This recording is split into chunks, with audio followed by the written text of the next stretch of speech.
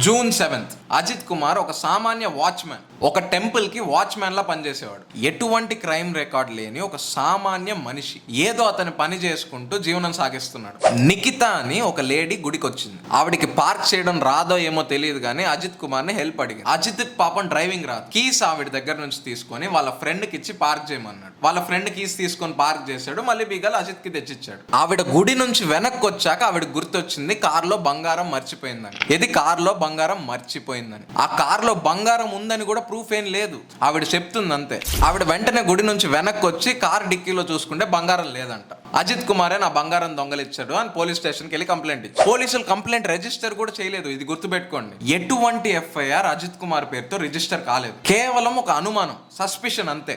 ఎటువంటి paper work చేయకుండా పోలీసులు క్రిమినల్ ని లాక్కెళ్ళినట్టు అజిత్ కుమార్ ని ఇంటి దగ్గర నుంచి లాక్కెళ్లారు. కొట్టారు, టార్చర్ చేశారు, చచ్చేదాకా టార్చర్ చేశారు. ఫస్ట్ డే తీసుకొచ్చి కొట్టినా ఏం రాబట్టలేకపోయామని చెప్పి వదిలేశారు. కానీ నెక్స్ట్ డే నిఖిత ఏమి ఇన్ఫ్లుయెన్స్ యూస్ చేసిందో తెలియదు కానీ అజిత్ కుమార్ ఇంటి దగ్గరికి మఫ్టీలో పోలీసులు వచ్చి అజిత్ కుమార్ ని మళ్ళీ అరెస్ట్ చేశారు. ఎటువంటి ఎఫ్ఐఆర్ లేకుండా మళ్ళీ పట్టుకెళ్ళి కొట్టారు. ఎముకలు విరిగే వరకు కొట్టారు. మనోధైర్యం చచ్చిపోయేదాకా కొట్టారు. ఆ తప్పు చేయకపోయినా చేశానని ఒప్పుకోమని కొట్టారు. కనీసం స్టేషన్ కూడా తీసుకెళ్లేదు.